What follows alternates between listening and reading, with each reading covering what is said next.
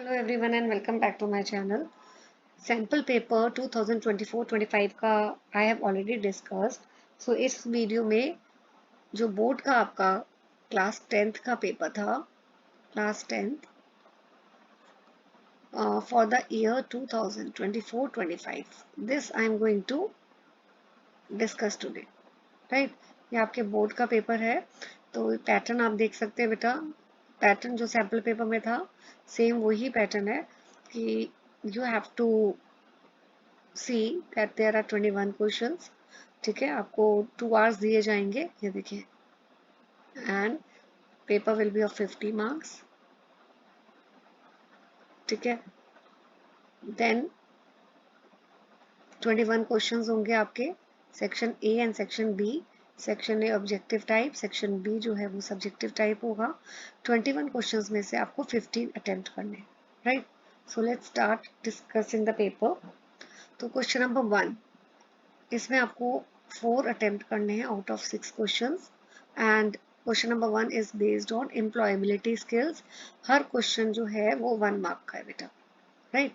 तो question number 1, which of the following is not an element of communication in the process of communication. Options जो आपको दिए गए हैं वो है channel, then receiver, sender, time.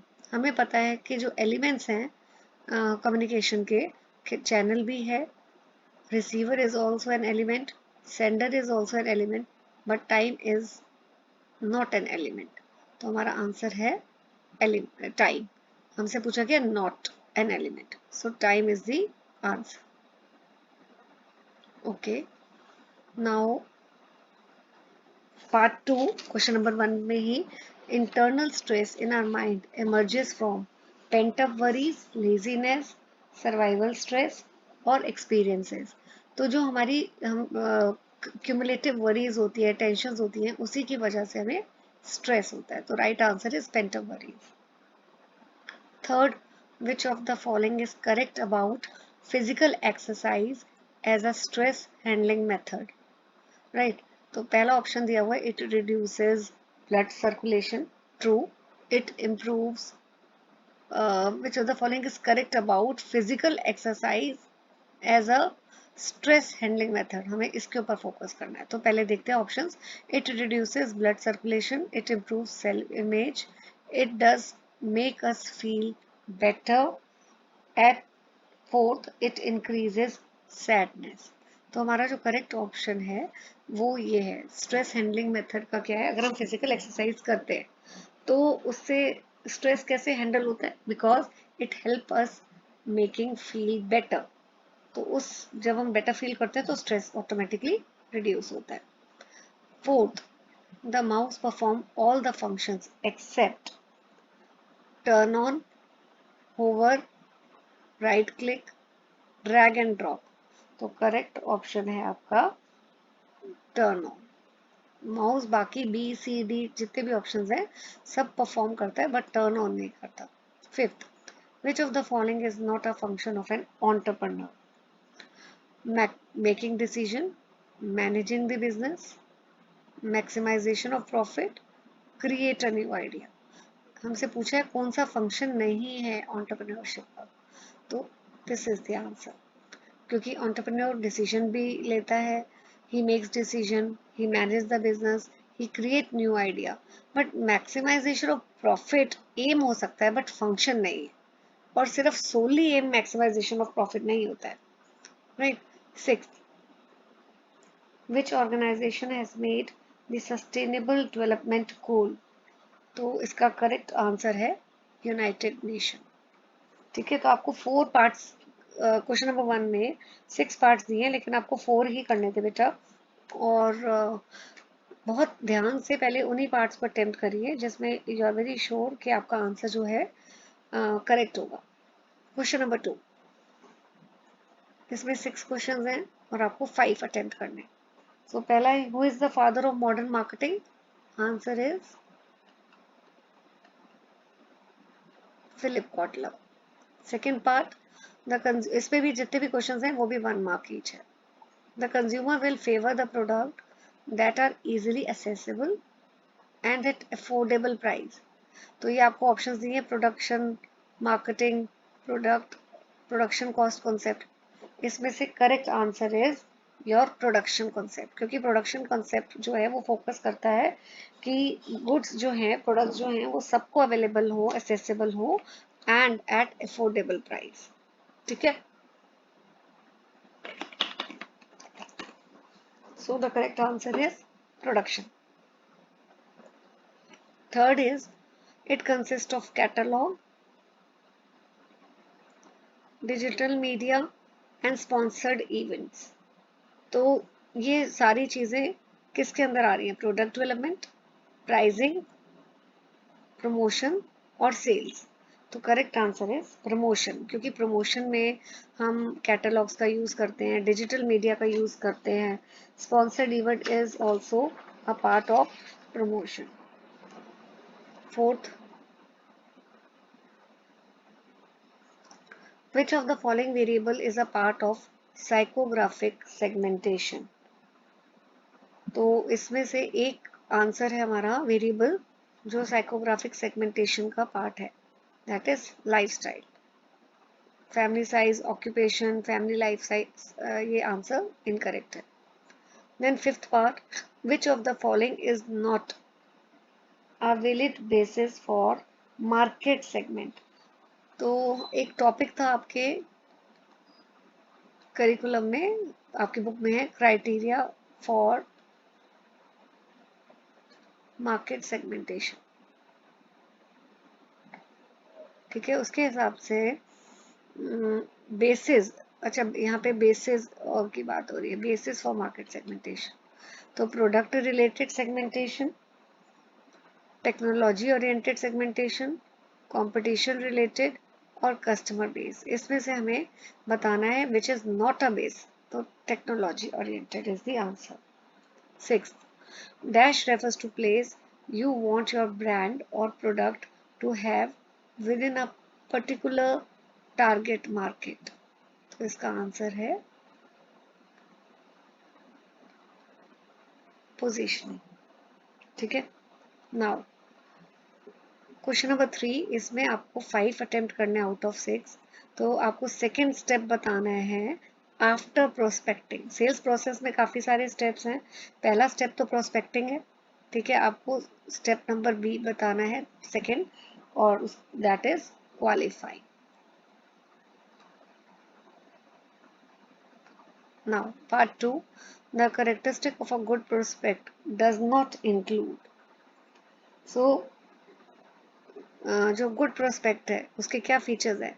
He should has the paying capability, he should be needy, he should need the product, he should have decision making power, but जरूरी नहीं है कि he should be educated, it is not mandatory, it is not a feature of a good prospect। तो हमसे पूछा है it which does not include, तो answer is educated। Now third part, collecting information about customer is called as customization। Fourth, when a customer says I will have to ask my elders before buying, he or she is giving lame excuse दे रहा है वो। Name the term used for such objection. It is objections related to procrastinating।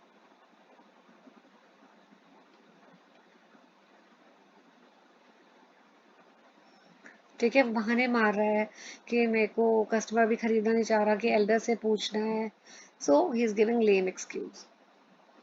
Now fifth part, salesperson after meeting the customer assume that the deal is done। तो वो assume कर रहा है, simple answer आपका इसी स्टेटमेंट में है, तो ये एजम्पशन क्लोज की बात हो रही है।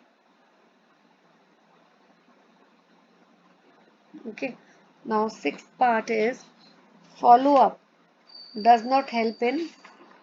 फॉलो अप अगर सेल्स पर्सन करता है कस्टमर से तो रिपीट सेल्स भी होती है, लॉयल्टी भी कस्टमर की बिल्ड होती है, कस्टमर सेटिस्फाई भी हो जाता है, बट फॉलो अप की वजह से प्राइस इंक्रीज होता है ऐसा नहीं है। तो हमें does not help in increase in price. Now question 4, ये भी 1 मार्कर है बेटा, और इसमें 6 में से आपको 5 अटेम्प्ट करने हैं. So name line sales manager who are top performing salesperson having team player ability. So उन सेल्स मैनेजर को बोलते हैं फर्स्ट लाइन सेल्स मैनेजर. ठीक है. Which of the following is not a role of sales person. Sales person का क्या role नहीं है? Image builder. Sales person is an image builder, he is a relationship builder, he is a revenue generator, but he is not a legal advisor. He is not a, हमें not के ऊपर focus करना. Now third part, name the business relationship that involve many transactions between buyers and seller and last for many years. तो जो वो सारी transaction जो buyer और सेलर के बीच में होती है, उस बिजनेस रिलेशनशिप को हम बोलते हैं functional relationship.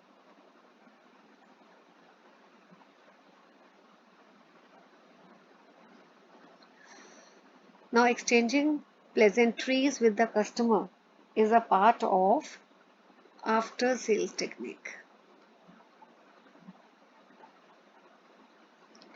After sale service techniques. What is the full form of AMC? Annual maintenance contract.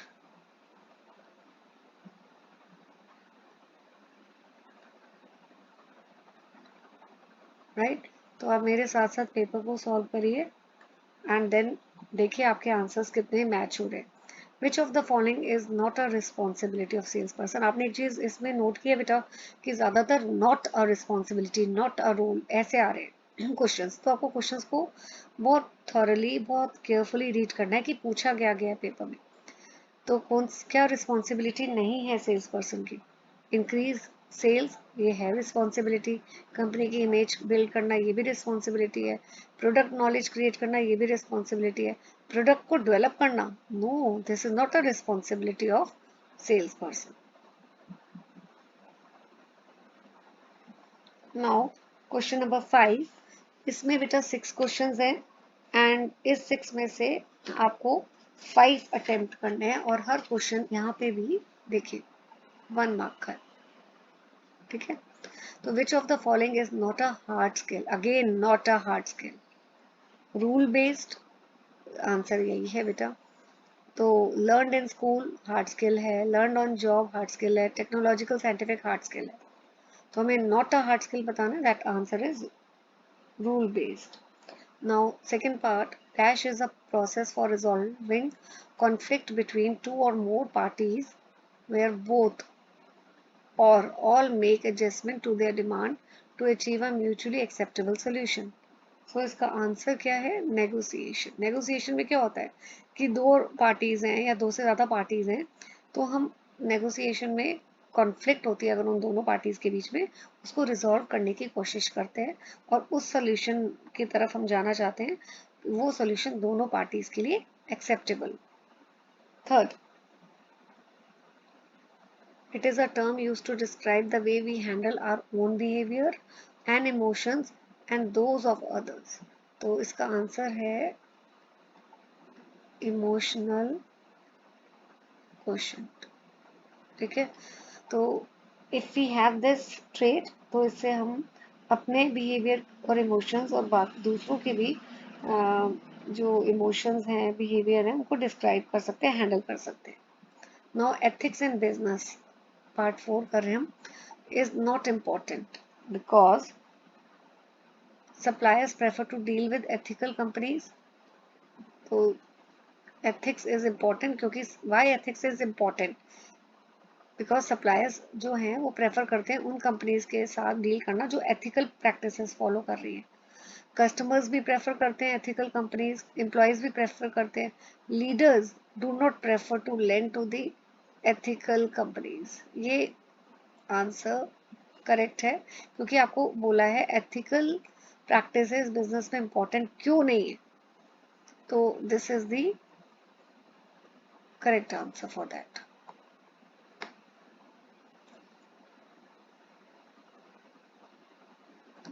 ठीक है. Part 5, which of the following is the first step in the sales process? Prospecting होता है, इसका तो सबको पता है बेटा. Now fifth six part, a sales person can not portray an impressive image by misinforming the customer. अगर वो गलत इंफॉर्मेशन दे रहा है कस्टमर को तो वो इम्प्रेसिव इमेज अपनी नहीं बना सकता सेल्स पर्सन. तो ये है इसका आंसर. नाउ आपके 1 मार्कर ऑब्जेक्टिव पोर्शन जो है section A is over. Now coming to section B, जिसमें आपका सब्जेक्टिव टाइप क्वेश्चन है. अब यहाँ पे देखिए बेटा, जो क्वेश्चन 6 to 10 है ये वाले, ये सारे एम्प्लॉयबिलिटी स्किल्स में से है. हर क्वेश्चन जो है वो 2 मार्क का है और आपको 3 अटेम्प्ट करने हैं आउट ऑफ 5. तो name all the elements of communication represented by a figure. ठीक है, तो कौन कौन से एलिमेंट्स होते हैं कम्युनिकेशन के? सेंडर, मैं यहाँ से लिख देती हूँ. सेंडर हो गया, मैसेज हो गया आपका, देन चैनल, देन आपका रिसीवर, ठीक है, रिसीवर हो गया आंसर में. So these are the elements of communication. Feedback भी होता है.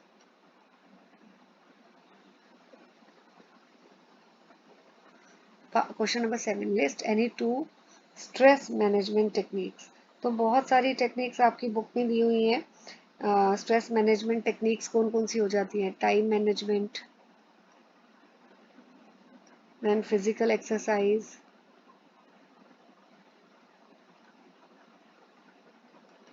फ्रेश एयर, ये भी सारी स्ट्रेस मैनेजमेंट टेक्निक्स है. Physical exercise and fresh air, then healthy diet आप लोगे, ठीक है, पॉजिटिव सोचोगे, एक्सेट्रा. और भी है इसमें कि अपना काम ऑर्गेनाइज रखो, डिले मत करो, प्रॉपर स्लीप लो. तो any 2 you can write down. What is the function of enter की? एंटर की का क्या काम है बेटा? तो ये जो एंटर की होती है, दिस कैन बी इधर एंटर और return depending on the brand of the computer you are using. तो यू कैन यूज एंटर और return key to move the cursor to the beginning of the new line. तो simple आप इसमें सिर्फ बोल सकते हैं एंटर की का फंक्शन क्या है कि कर्सर को नेक्स्ट लाइन पे लेके जाना. To move the cursor to the next line.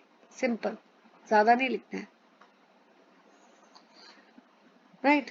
Okay. State 4 qualities of a successful entrepreneur. तो कॉन्फिडेंट होना चाहिए, ठीक है.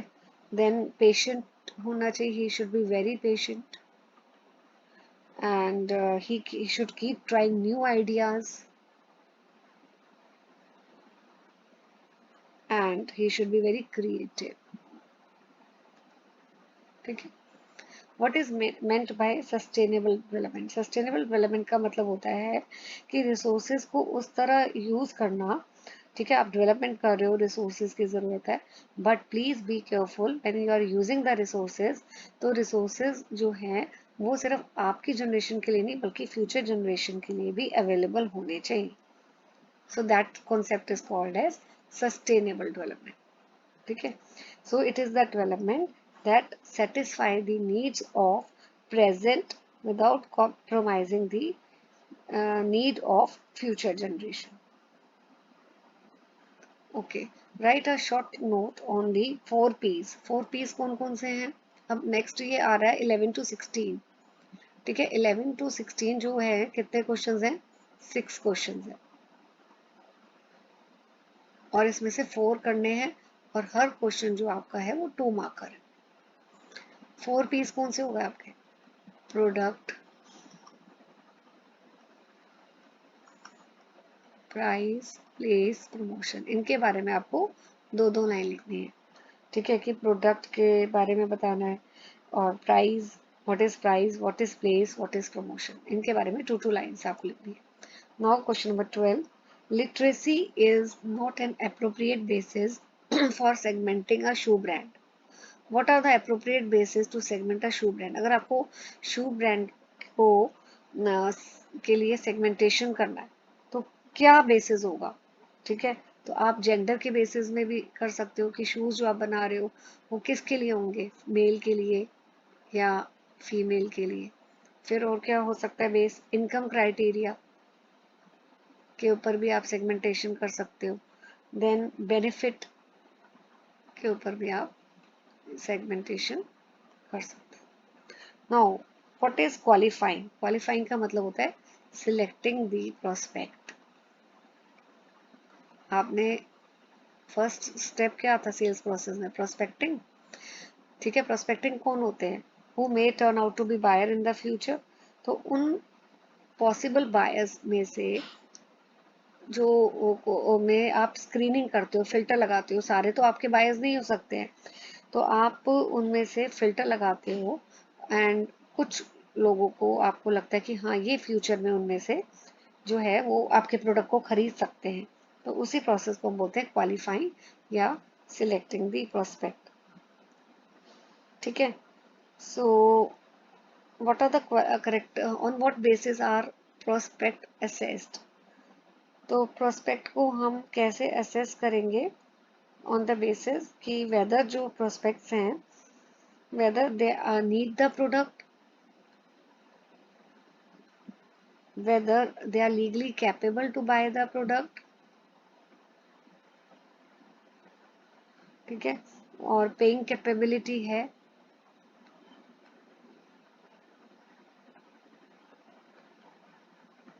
And decision making power.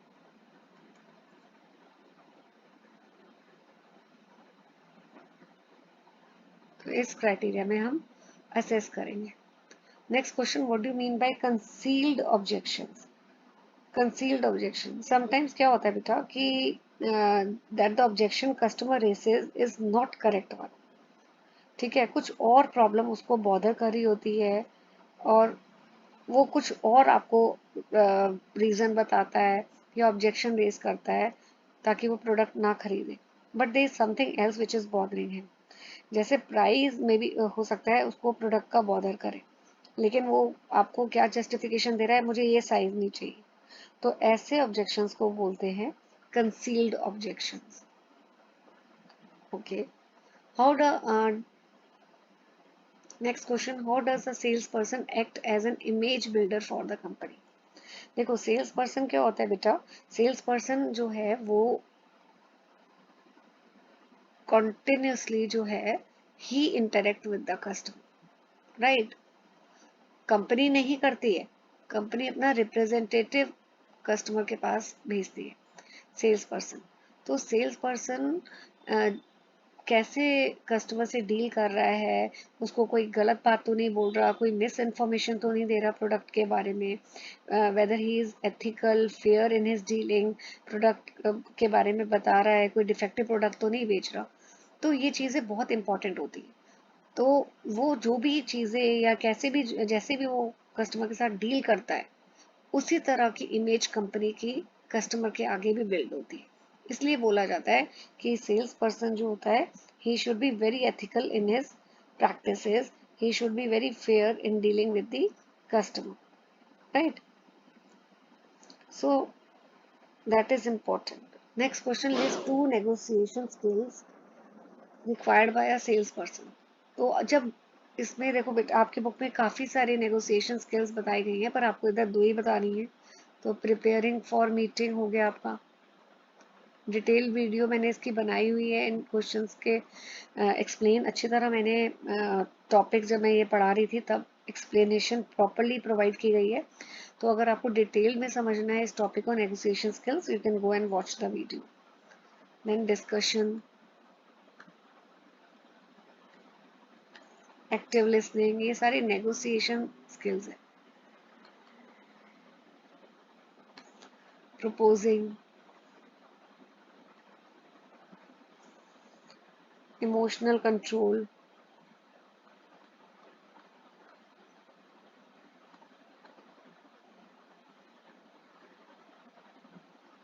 ठीक है, problem solving,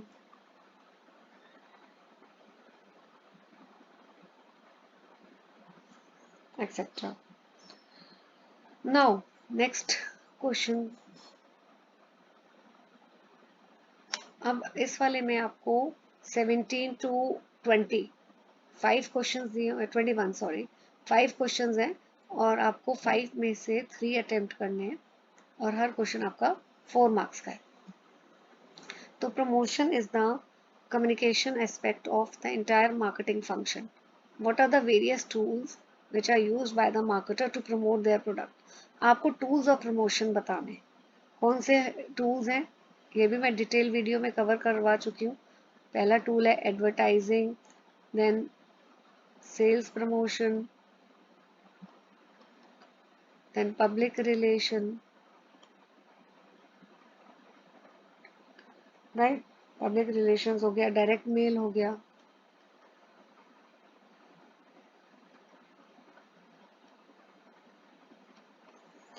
personal selling,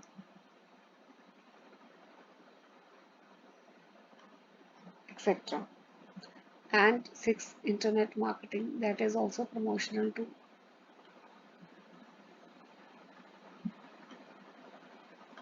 Question number 18.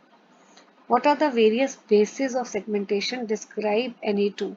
So there are 4 bases: geographic segmentation,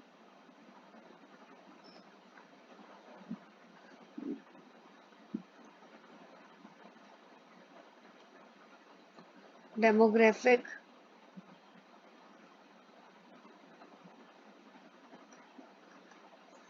psychographic,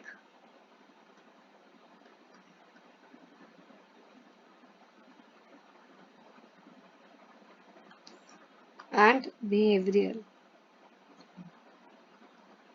तो इसका भी मैंने डिटेल में, जब मैं आपको ये चैप्टर पढ़ा रही थी सेगमेंटेशन वाला, उसमें डिटेल में एक्सप्लेन किया हुआ है सारा. And you can go and watch the video.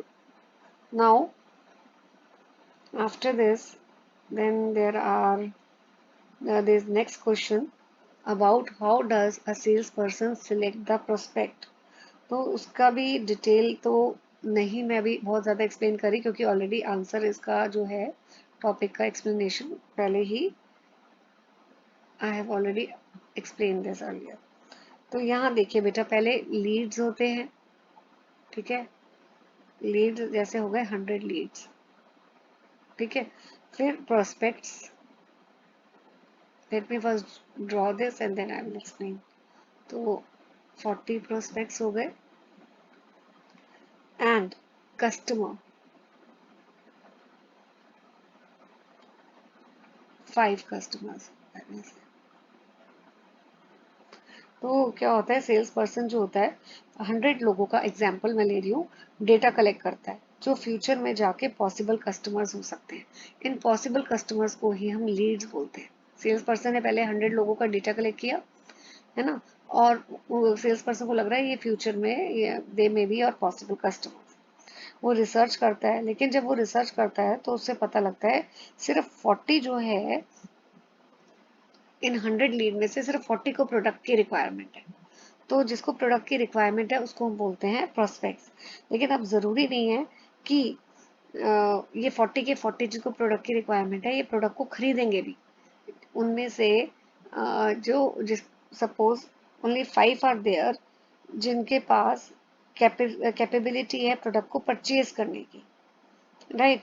सो सिर्फ 5 ही जो खरीद रहे हैं उनको हम कस्टमर बोलते हैं. तो आपका भी ये जो क्वेश्चन है कि सेल्स पर्सन जो है वो सिलेक्ट कैसे करता है प्रोस्पेक्ट को. सेल्स पर्सन बेसिकली आइडेंटिफाई करता है पहले. ठीक है, ही फाइंड आउट कि which of the prospective customer would buy the product so that he can divert his energies only to those and filter the non-productive customer. तो वो questions पूछता है बहुत सारे कि कस्टमर को क्या प्रोडक्ट की ज़रूरत है, क्या कस्टमर प्रोडक्ट को अफोर्ड कर सकता है, क्या वो डिसीजन मेकिंग एबिलिटी है. तो इस तरह जितने भी जो प्रोस्पेक्ट्स होते हैं, ठीक है, सारे के सारे जो प्रोस्पेक्ट्स होते हैं दे उनमें में से फिल्टर भी होता है कि जिनको एक्चुअली में प्रोडक्ट की रिक्वायरमेंट है, जिसको डिसीजन मेकिंग एबिलिटी है, जो प्रोडक्ट को those who have the purchasing power. तो अगर किसी भी कस्टमर्स में ये सारे फीचर्स हैं, ठीक है, कि वो प्रोडक्ट की भी he can afford the product and he has the need to buy the product, तो वो जो होते हैं प्रोस्पेक्ट सिलेक्ट किए जाते हैं जिनको एक्चुअली में ज़रूरत होती है, और इसी प्रोसेस को हम क्वालिफाइंग भी बोलते हैं, right. Now last 20th question, a sales training program teaches a salesman how to sell a company product and it must be imparted to salesperson before sending him in the field। तो इस question में क्या बोला है कि sales person को field में भेजने से पहले उसको प्रॉपर ट्रेनिंग दी जाती है, ठीक है। What skills does the sales person acquire from the training, कौन सी स्किल्स सेल्स पर्सन को ट्रेनिंग से मिलती है। तो ये भी skills which are required in selling and training तो हम कर चुके डिटेल में, बट मैं इसमें सिर्फ हेडिंग अभी लिख देती हूँ ताकि आप लोग डिटेल वीडियो अगर देखना चाहे तो देख सकते हैं। पीपल स्किल्स है,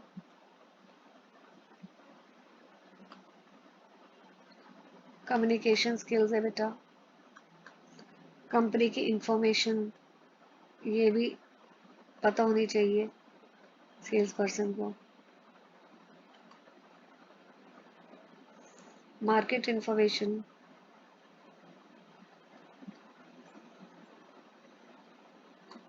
then self management skills,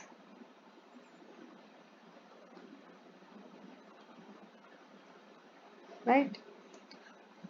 last question, to be good at hard skill one should have IQ, लेकिन to be good at soft skill one should have EQ। तो आपको इसमें हार्ड स्किल्स और सॉफ्ट स्किल्स के बारे में बताना है कि what are hard skills. Hard skills कौन सी होती है? It include skills like typing, writing, reading. तो मैं ऐसे थोड़ा सा कॉलम बना देती हूँ इसमें।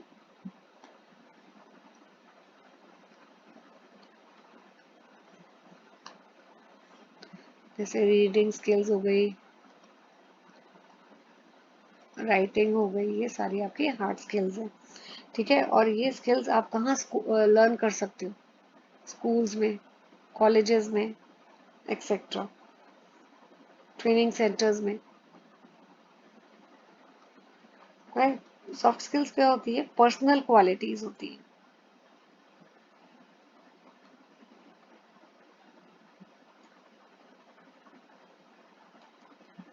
Attitudes, attributes,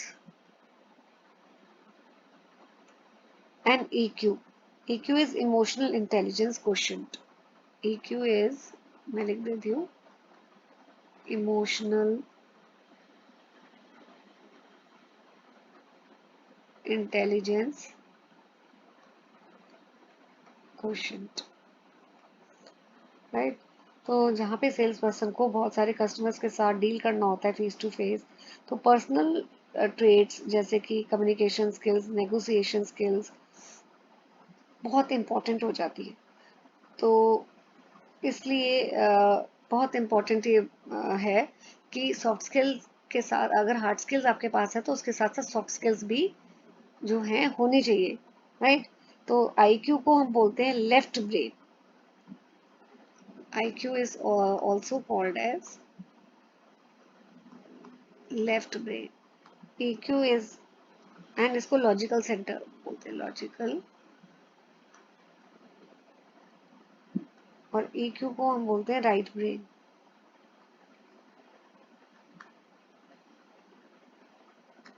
emotional centre.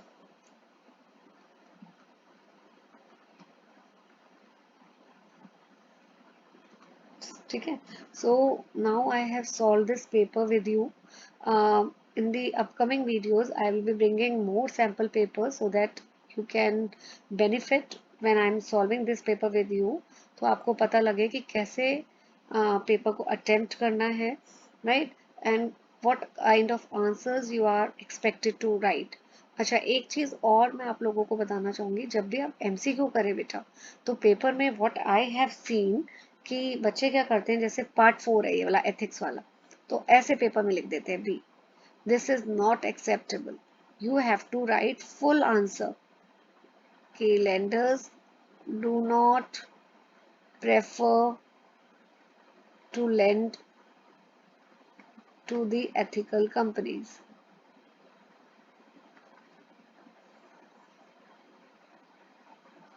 ठीक है, आपको पूरा स्टेटमेंट या पूरा वर्ड जो दिया है वो लिखना है।